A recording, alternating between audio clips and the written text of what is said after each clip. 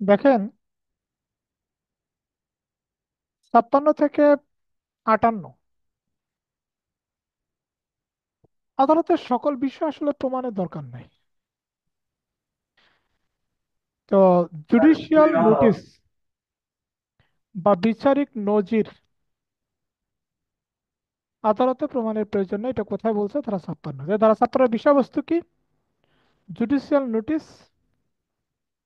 বা বিচারিক নজির আদালতে প্রমাণের প্রয়োজন নেই। ধারা 58, অ্যাডমিটেড ফ্যাক্টস বা স্বীকৃত বিষয় প্রমাণের প্রয়োজন নেই। জাস্ট এতটুকু। ধারা 58 বিষয়বস্তু কি বা স্বীকৃত বিষয় প্রমাণের প্রয়োজন নেই। ধারা কত? 58। এবার আসেন, আমরা প্রত্যেকেই আমরা ওরাল এভিডেন্স বা মৌখিক সাক্ষ্য শেষ করছিলাম, মনে আছে? যে মৌখিক সাক্ষ্য দিয়ে কি প্রমাণ করা যাবে আর কি প্রমাণ করা যাবে না। সেখানে আমরা দেখছিলাম যে সেখানে কি দেখছি? সেখানে দেখছি যে ওরাল এভিডেন্স দিয়ে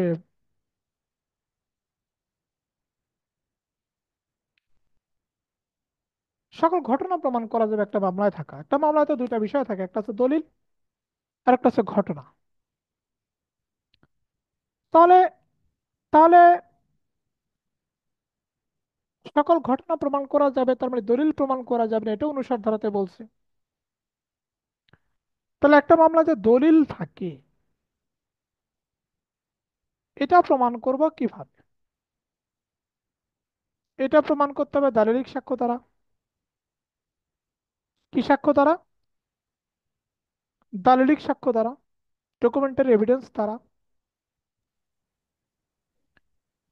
সে দালিলিক সাক্ষ্য আবার দুই ধরনের। একটা হচ্ছে প্রাইমারি এভিডেন্স আর একটা হচ্ছে সেকেন্ডারি এভিডেন্স। একটা হচ্ছে প্রাথমিক সাক্ষ্য আর একটা হচ্ছে মাধ্যমিক সাক্ষ্য। তো দালিলিক সাক্ষ্য দুই ধরনের পাইলাম, একটা প্রাথমিক সাক্ষ্য, একটা মাধ্যমিক সাক্ষ্য। তাহলে দলিলটা প্রমাণ করবে কিভাবে? প্রাথমিক বা মাধ্যমিক বা দালিলিক সাক্ষ্যের মাধ্যমে, এইটাই ধারা 61-তে বলছে। ধারা 61-তে বলছে এই প্রাথমিক সাক্ষ্য কাকে বলে, মানে প্রাইমারি এভিডেন্স কাকে বলে, সেকেন্ডারি এভিডেন্স কাকে বলে, এটা আমাদের জানতে হবে। এটা জানতে গিয়ে প্রাইমারি এভিডেন্সের সংজ্ঞা দিছে ধারা 62-তে, আর ধারা 63-তে দিছে সেকেন্ডারি এভিডেন্সের সংজ্ঞা বা মাধ্যমিক সাক্ষ্যর সংজ্ঞা। প্রাইমারি এভিডেন্স হচ্ছে মূল দলিল, যেটা আদালতের ইন্সপেকশনের জন্য, আদালতের পরিদর্শনের জন্য ব্যবহার করা হয়, বাট আদালতে জমা দেওয়া হয় না, আদালতকে দেখানো হয়। আমরা তো আদালতে সবকিছু কি দেই? ফটোকপি দেই।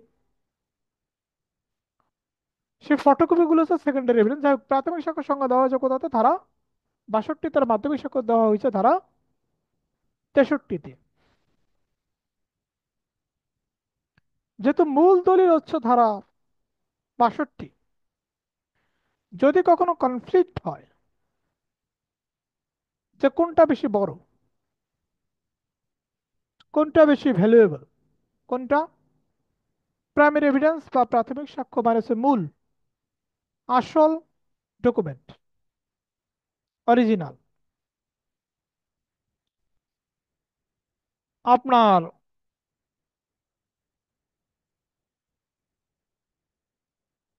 আপনার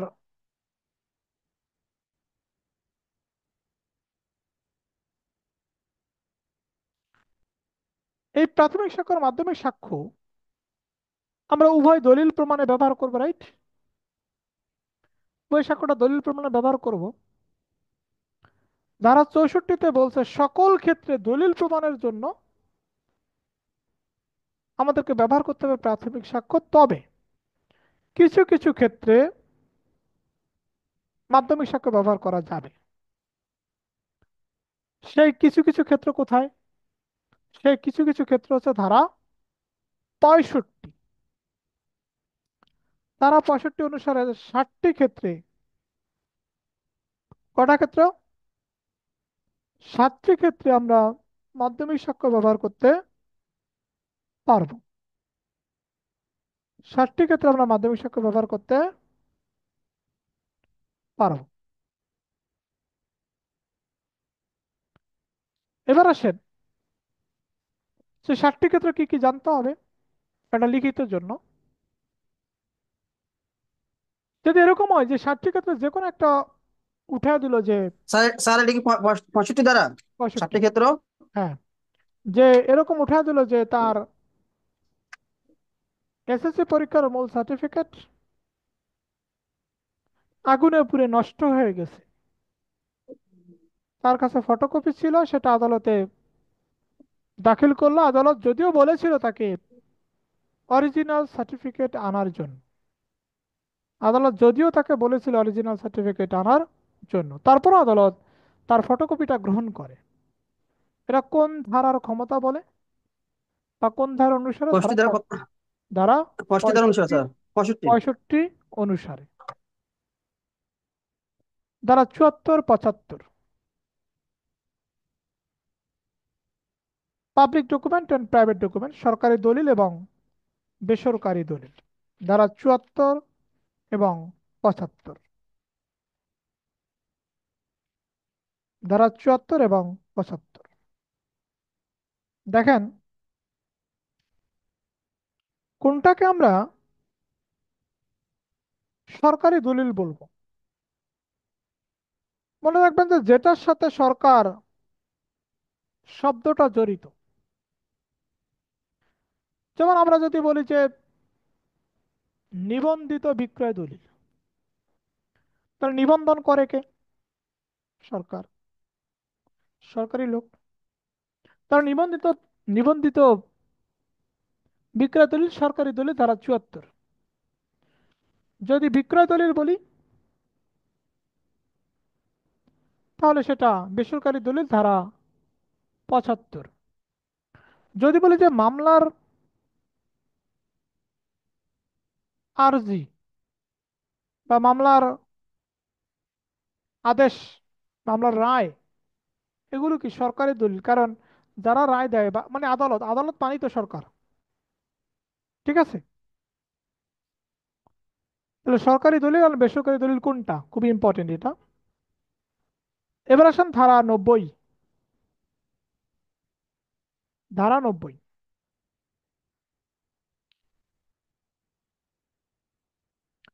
একটা দলিল কত বছরের পুরাতন হলে সেটাকে আদালত সঠিক বলে ধরতে পারে? 30 বছরের পুরাতন। কিন্তু সত্য হচ্ছে সঠিক ব্যক্তির কাছ থেকে উদ্ধার হতে হবে। 30 বছরের পুরাতন দলিল। এখানে আরেকটা ধারা যুক্ত হয়েছে 90 ক, 5 বছরের পুরাতন ডিজিটাল সাক্ষ্য। তো একটা সাক্ষ্য যেটা 5 বছরের পুরাতন এবং কোনো একটি কোনো যে যে যে ইলেকট্রনিক ডিভাইসে থাকার কথা সেই ইলেকট্রনিক ডিভাইস থেকে উদ্ধার হয়েছে, তাহলে সেটাকে আদালত সঠিক বলে অনুমান করতে পারে। এটা হচ্ছে ধারা 90 ক। 90 ক। আমরা এতক্ষণ পর্যন্ত যেটা পড়লাম কয়েকটা পার্টে পার্টে, সেটা হচ্ছে ধারা 5, ধারা 3, এরপরে 59, 60, 32, 33, এটা একটা পার্ট গেল। এরপর হচ্ছে মাঝপথ আমরা 8, 9 পড়ছি, এটা একটা পার্ট। এরপর হচ্ছে অ্যাডমিশনের 17, 31, 115, এটা একটা পার্ট। এরপর হচ্ছে কনফেশনাল স্টেটমেন্ট, ধারা 24 থেকে 30। এরপর হচ্ছে এক্সপার্ট অপিনিয়ন, 45, 47। এরপরে হচ্ছে 52 থেকে 55 পর্যন্ত শুধুমাত্র 54 ধারা, যে প্রিভিয়াস কনভিকশন বা পূর্ববর্তী দণ্ডাদেশ ব্যাড ক্যারেক্টারের এভিডেন্স হিসেবে বা খারাপ চরিত্রের সাক্ষ্য হিসেবে প্রাসঙ্গিক হবে।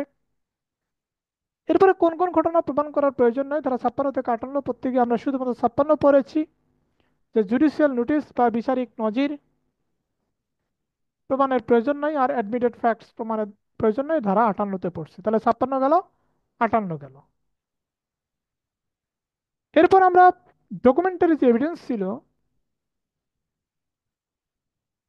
সেটা প্রত্যেকে আমরা 61 পড়েছি, যে একটা দলিলকে প্রমাণ করতে হবে দালিলিক সাক্ষ্য দ্বারা।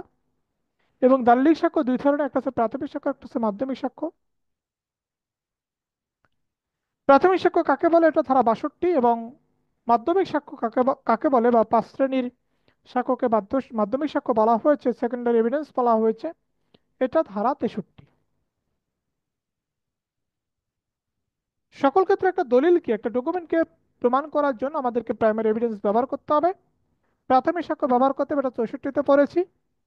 এবং 65-তে গিয়ে পড়েছি যে ওই যে ব্যতিক্রম কিছু ক্ষেত্রে মাধ্যমিক সাক্ষ্য ব্যবহার করা যাবে, সেটা 60টি ক্ষেত্রে। এরপরে 74, 75, 90, 90 ক। এবার আসেন প্রমাণের দায়ভার। প্রমাণের দায়ভার, এভিডেন্স একটা অনেক বড় মনে হয় কিন্তু খুব বেশি বড় না। প্রমাণের দায়ভার, এখান থেকে পড়বেন 103। 103 103। হচ্ছে যে আপনার ওই প্লি অফ অ্যালিবি প্রমাণের দায়ভার। কততে বলছে? 103 ধারাতে। প্লি অফ অ্যালিবি আছে কততে? 11 ধারায়। প্লি অফ অ্যালিবি কি? আমি যখন অপরাধটা ঘটে তখন আসামি সেই ঘটনাস্থলে ছিল না, এটা সে দাবি করে। দাবি করাটা হচ্ছে ধারা, এটা সে দাবি করে। এবং প্লি অফ অ্যালিবি জিনিসটা কি, এটা হচ্ছে ধারা 11-তে। আর এটাকে প্রমাণ করতে হবে ধারা 103-এ। ধারা 103-এ। এবার আসেন। স্যার 11 দ্বারা সাথে 103 দ্বারা মিলে করতে হবে স্যার। রাইট। 11 প্লাস 103। জি স্যার। 11 প্লাস 103। ওকে। এরপরে চলে আসেন 105। কেউ যদি কোনো ব্যতিক্রম দাবি করে, যেমন দণ্ডবিধিতে কয়েকটা জায়গাতে ব্যতিক্রম রয়েছে, কেউ যদি ব্যতিক্রম দাবি করে যে তাকে খুনের মামলা তাকে তাকে মার্ডার, হত্যার জন্য শাস্তি দিতে চায়, সে বলছে আমি হত্যা করিনি, সে সে ব্যতিক্রম দাবি করলো। কেউ যদি ব্যতিক্রম দাবি করে, সেটা প্রমাণের দায়ভার আছে ধারা 105-এ। তাহলে 103, 105। এরপর 107 এবং 108। 107 এবং হচ্ছে 108। এই 107 এবং 108। 107-এ বলছে যে একটা লোককে 30 বছর ধরে খুঁজে পাওয়া যায় না। তাকে নর্মালি আমরা কি বলি? তাকে নর্মালি আমরা মৃত ভাবি, কিন্তু আদালত তাকে জীবিত ভাবে। আর আমরা তাকে দাবি করি মৃত। তাহলে আমি যে মৃত দাবি করি, আমাকে প্রমাণ করতে হবে সে মৃত। এটা 107। ঠিক একইভাবে 108-এ বলছে একটা একটা লোকে 7 বছর ধরে খুঁজে পায় না, আদালত কাছে সে মরে গেছে, আর আমরা বলতেছি যে না, সে জীবিত আছে। তখন আদালতকে প্রমাণ করতে, আদালতের সামনে আমাদের প্রমাণ করতে হবে সে জীবিত আছে। উল্টো আর কি। 107 এবং 108।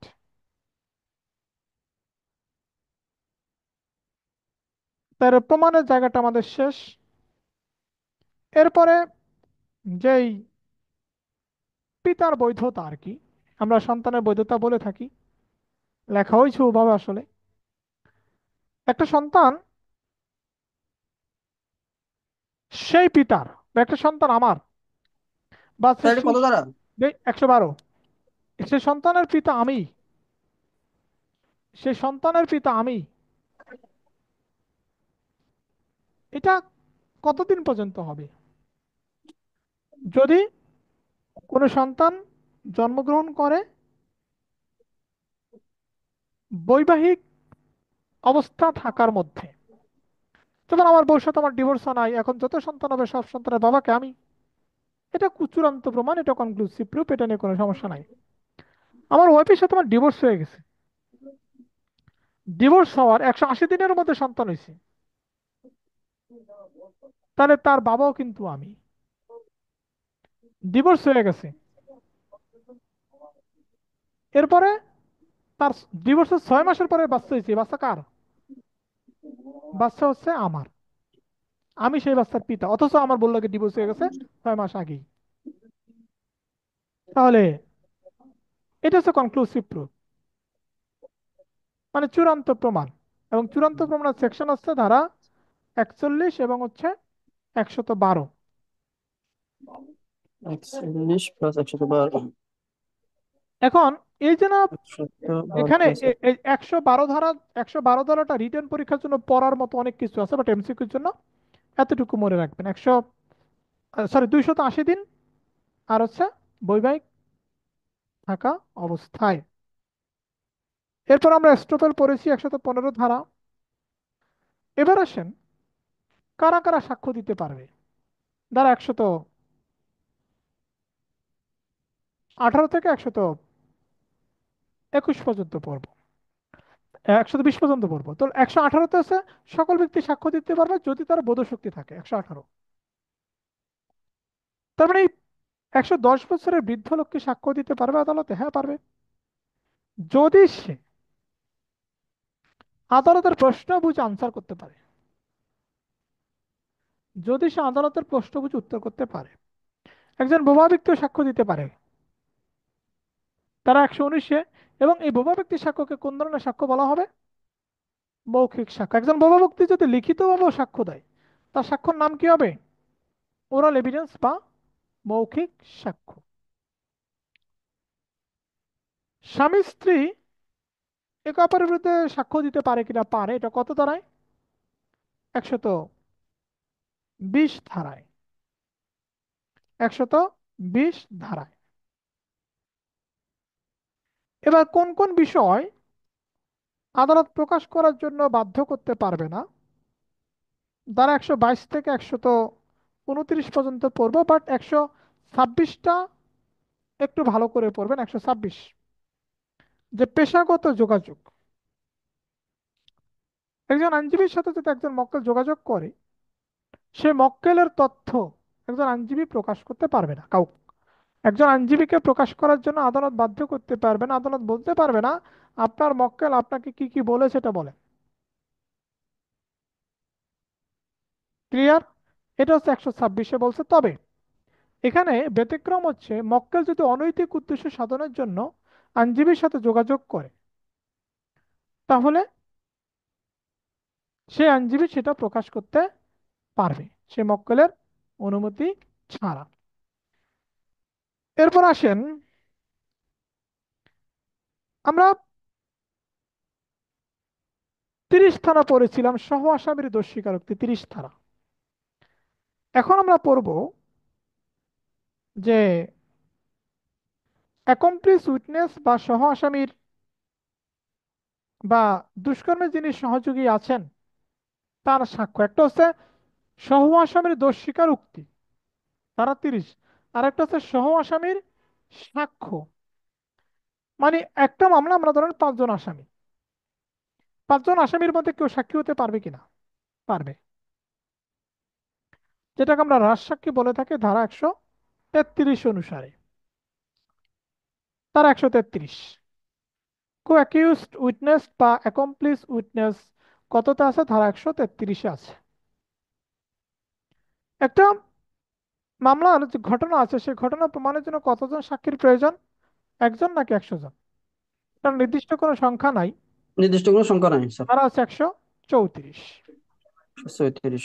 এবার আসেন, এই যে সাক্ষ্যটা যে দিব সেটা ধারাবাহিকতাটা কি? ধারাবাহিকতা হচ্ছে প্রথমে জবানবন্দি হবে, তারপর জেরা হবে, তারপর পুনঃ জবানবন্দি হবে, তারপরে পুনঃ জেরা হবে। প্রশ্ন হচ্ছে এই পুনঃ জেরা কত ধারাতে রয়েছে? 138 ধারাতে রয়েছে। এবং জবানবন্দি জেরা পুনঃ জবানবন্দি এটাকে সংজ্ঞায়িত করছে কততে? 137-এ। জবানবন্দির পরে কোনটা হয়? জেরা হয়। জেরার পরে কি হয়? পুনঃ জবানবন্দি হয়। বা পুনঃ জবানবন্দির আগের অংশ কি? জেরা। জেরার আগের অংশ কি? জবানবন্দি। লিডিং কোশ্চেন যারা 141 থেকে 143, এই লিডিং কোশ্চেন কখন করা যাবে এবং কখন করা যাবে না? লিডিং কোশ্চেন কি? লিডিং কোশ্চেন কি এটা তো আমরা জানি। 141-এ এটাকে ডিফাইন করা হয়েছে যে প্রশ্নের মধ্যে উত্তর থাকে। লিডিং কোশ্চেন কখন করা যাবে এটা বলছে, কখন করা যাবে না। লিডিং কোশ্চেন কখন করা যাবে এবং কখন করা যাবে না। তো দেখেন যে লিডিং কোশ্চেন জেরার সময় করা যাবে যখন ক্রস এক্সামিনেশন হয় 143 ধারাতে। 143 ধারাতে যখন জেরা হয় তখন লিডিং কোশ্চেন করা যায়। তাহলে লিডিং কোশ্চেন কখন করা যায় না? জবানবন্দি এবং পুনঃ জবানবন্দিতে, ধারা 142-এ। তবে আদালতের অনুমতি নিয়ে মীমাংসিত বিষয় লিডিং কোশ্চেন করা যায়, এটা 142-এ বলছে। ওটা আমাদের মুখ্য বিষয় না। আপনার এরপরে চলে আসেন 154-তে, হোস্টাইল উইটনেস বা বৈরী সাক্ষী। এই হোস্টাইল উইটনেস বা বৈরী সাক্ষী কোথায় বলা আছে? 154-তে। একজন ব্যক্তি যখন জবানবন্দি দিতে আসে, যেই পক্ষে জবানবন্দি দিতে আসে সেই পক্ষে কথা না বলে যদি অন্য পক্ষের পক্ষে কথা বলে তখন সেটার 174। 154, 154। জি জি, ওকে।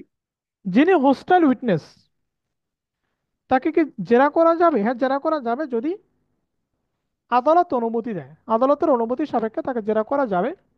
এটা 154 ধারা। 155 জাস্ট হেডলাইন, যে সাক্ষীর বিশ্বাসযোগ্যতা সম্পর্কে অভিযোগ করা, ইমপিচিং ক্রেডিট অফ উইটনেস, এটা 155-তে আছে। রিফ্রেশিং মেমোরি কত ধারার বিষয়বস্তু? 159 ধারা। 159 ধারার বিষয়বস্তু কি? Refreshing memory. আদালত সাক্ষীকে প্রশ্ন করতে পারে যে কোনো সময়। তাহলে এটা কততে আছে? 165 ধারাতে আছে। আদালত সাক্ষীকে যে কোনো সময় প্রশ্ন করতে পারে, যে কোনো প্রাসঙ্গিক বিষয়ে প্রশ্ন করতে পারে, ধারা হচ্ছে 165।